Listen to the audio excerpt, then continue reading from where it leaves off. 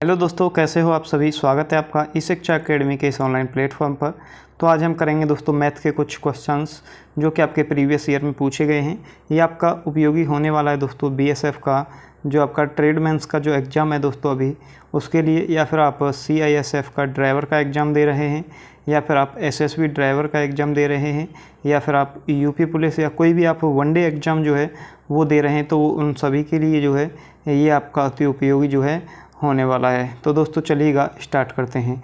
सबसे जो पहला क्वेश्चन है वो है आपका दोस्तों, क्या है सबसे पहला क्वेश्चन है आपका 64 किलोमीटर प्रति घंटे की गति से यात्रा कर रही एक ट्रेन 18 सेकंड में सिग्नल पोस्ट को पार करती है, तो ट्रेन की जो लंबाई है वो क्या होगी। तो दोस्तों ट्रेन की जो लंबाई है वो क्या होगी, इसके लिए सबसे पहले आपको क्या करना है, जो ट्रेन की गति है, ट्रेन की गति क्या है दोस्तों, ट्रेन की गति है आपकी दोस्तों कितनी है 64 किलोमीटर प्रति घंटे के हिसाब से, और उसको 18 सेकंड में पार करती है। दोस्तों जो किलोमीटर प्रति घंटा है, सबसे पहले हम दोस्तों किलोमीटर प्रति घंटा जो है इसको मीटर प्रति सेकंड में चेंज करेंगे। तो मीटर प्रति सेकंड में चेंज करने के लिए क्या होता है दोस्तों, हम किससे गुणा करते हैं, हम गुणा करते हैं दोस्तों 5/18 से, यानी कि वो 64 किलोमीटर प्रति घंटे के हिसाब से चल रही है, इसको किलोमीटर से हम मीटर प्रति सेकंड में बदलेंगे तो कितना आएगा 5/18। तो ये कितना आया दोस्तों, ये आया आपका दोस्तों 160/9 मीटर प्रति सेकंड। क्या आएगा दोस्तों, मीटर प्रति सेकंड, ये आपका आ गया। इसके बाद में क्या है, ट्रेन की जो लंबाई है वो क्या होती है,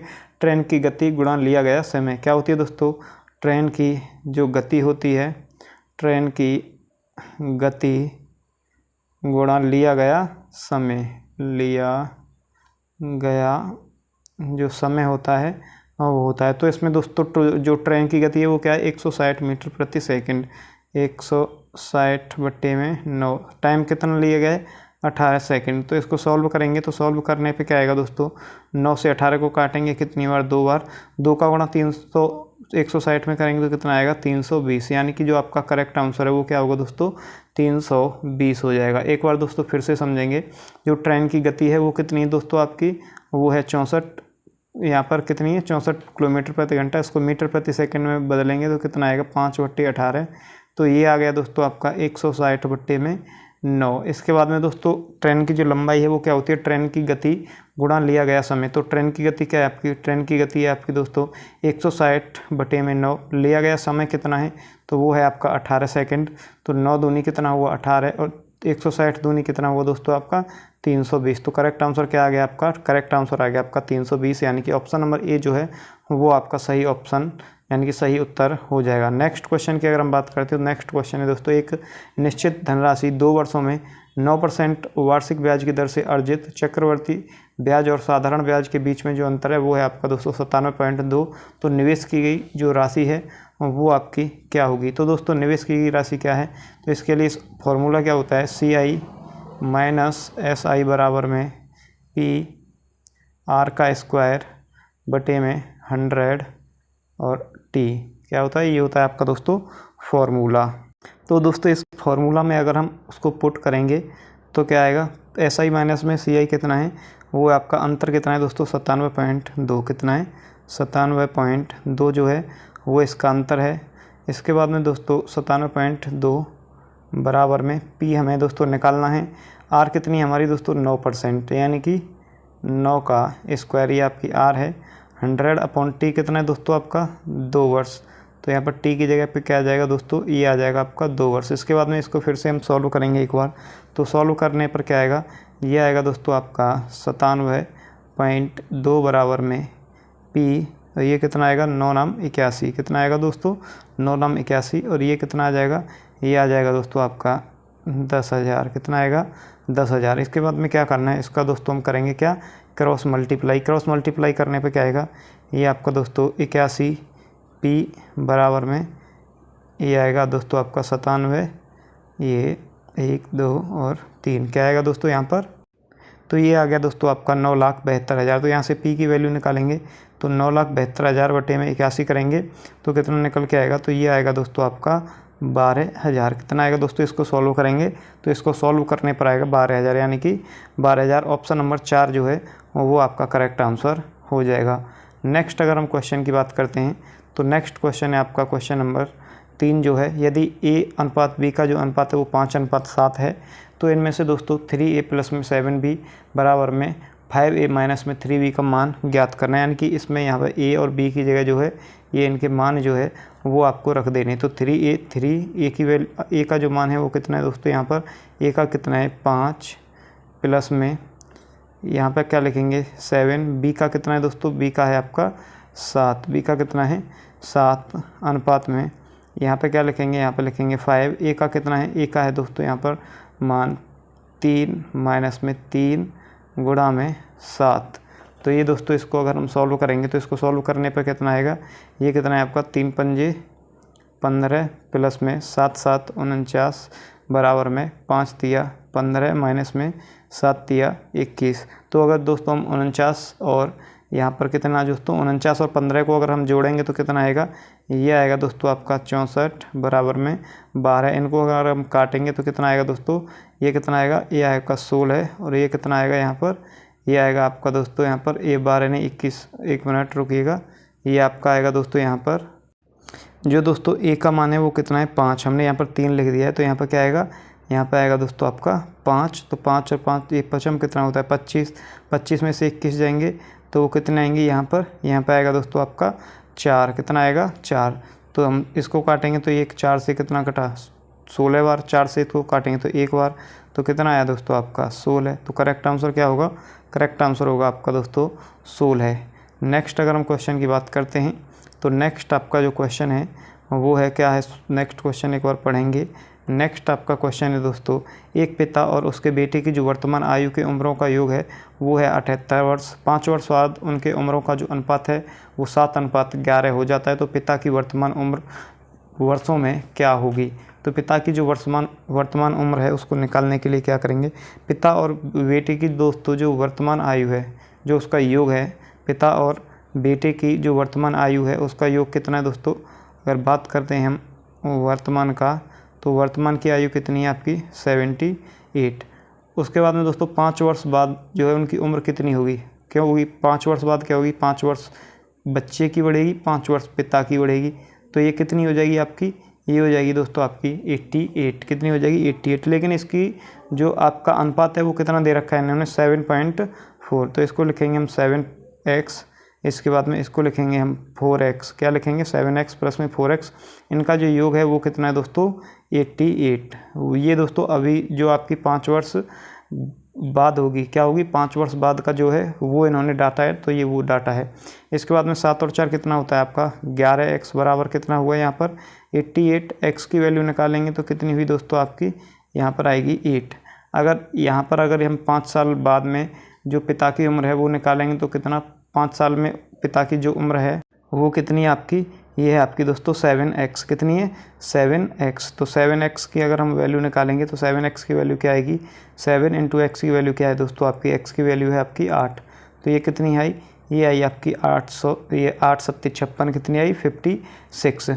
ये कब की है दोस्तों, ये 5 साल बाद की। तो वो पूछ रहा है वर्तमान आयु क्या है, तो 5 साल बाद की तो वर्तमान आयु क्या है -5 करेंगे तो कितना आया 51, यानी कि करेक्ट आंसर होगा ऑप्शन नंबर 2 51 जो है वो आपका दोस्तों करेक्ट आंसर हो जाएगा। नेक्स्ट क्वेश्चन है प्रथम 28 सम प्राकृतिक संख्याओं का औसत जो है वो क्या होगा, वो औसत जो है आप लोगों को दोस्तों निकालना है। तो औसत निकालने के लिए क्या करना होता है, औसत निकालने के लिए सबसे पहले जो है हम लोग क्या करेंगे, अगर बात करते हैं दोस्तों सम प्राकृतिक संख्याओं की, तो सम प्राकृतिक संख्या जो है प्रथम 28 वो कौन सी होंगी, वो होंगी दोस्तों आपकी 2 होगी प्राकृतिक, 4 होगी, 6 होगी, 8 होगी। इसी तरह से दोस्तों लास्ट कितनी होगी, लास्ट होगी 26। ये कौन सी हो गई, ये होगी 28 आपकी सम प्राकृतिक संख्या।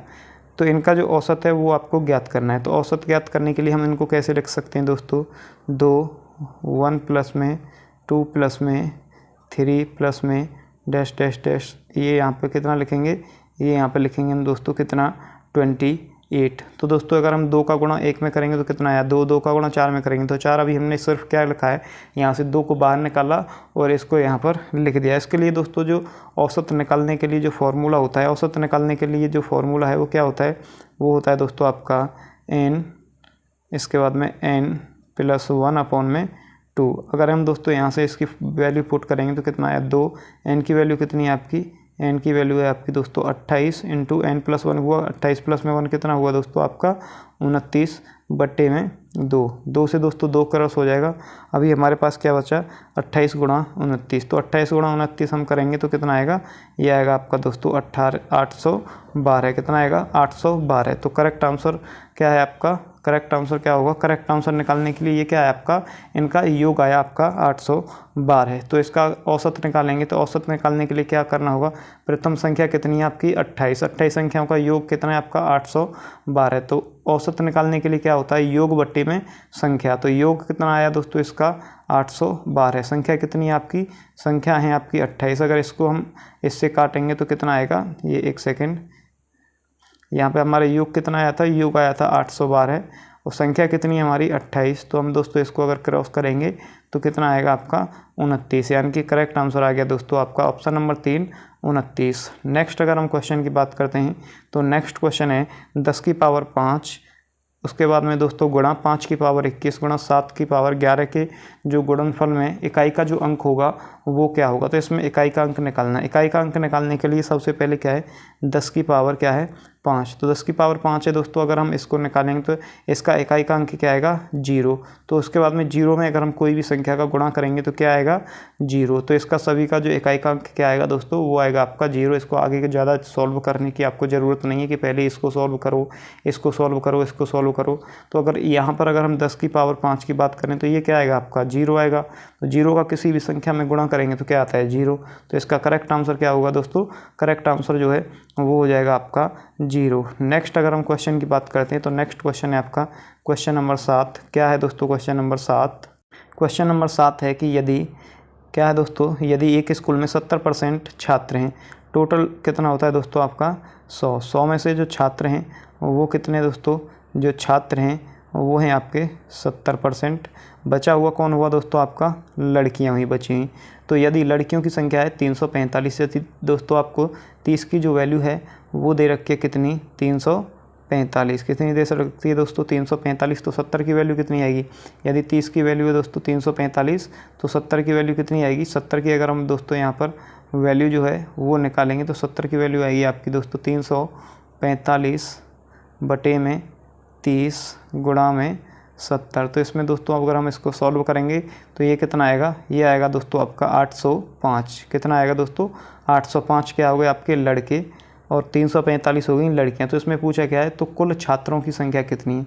तो अगर हम दोस्तों यहाँ पर 805 कितना 805 और 345 को अगर हम ऐड कर देंगे तो हमारे जो टोटल छात्र हैं वो निकल के आ जाएंगे। तो यहाँ पे कितना होगा 5 और 5 10, 4 और 1 5, 8 और 3 11, यानी कि 1150। तो करेक्ट आंसर कौन सा है, ऑप्शन नंबर 4 1150 जो है वो आपका दोस्तों करेक्ट आंसर हो गया। नेक्स्ट क्वेश्चन है आपका दोस्तों क्वेश्चन नंबर 8 कि 15 लड़कियों के धन का औसत कितना है 50। 15 का औसत कितना है दोस्तों 50 औसत है दोस्तों 15 लड़कियों का। तो इनका योग जो है वो कितना आया, वो आया आपका 750 रुपये। उसके बाद में क्या होता है, जब 3 लड़कियां और जुड़ जाती हैं, तो पहले कितनी लड़कियां थी 15 लड़कियों में दोस्तों अगर 3 लड़कियां और ऐड हो जाएंगी तो लड़कियां कितनी हो जाएंगी आपकी 18।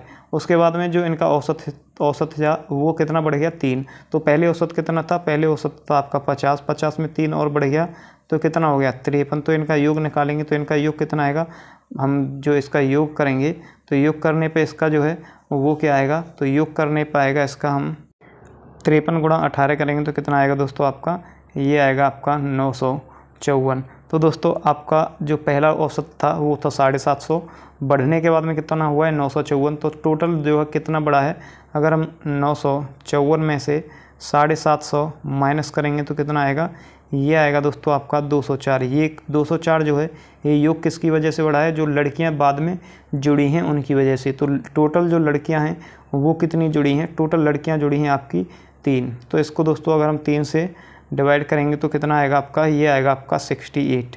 कितना आएगा दोस्तों 68।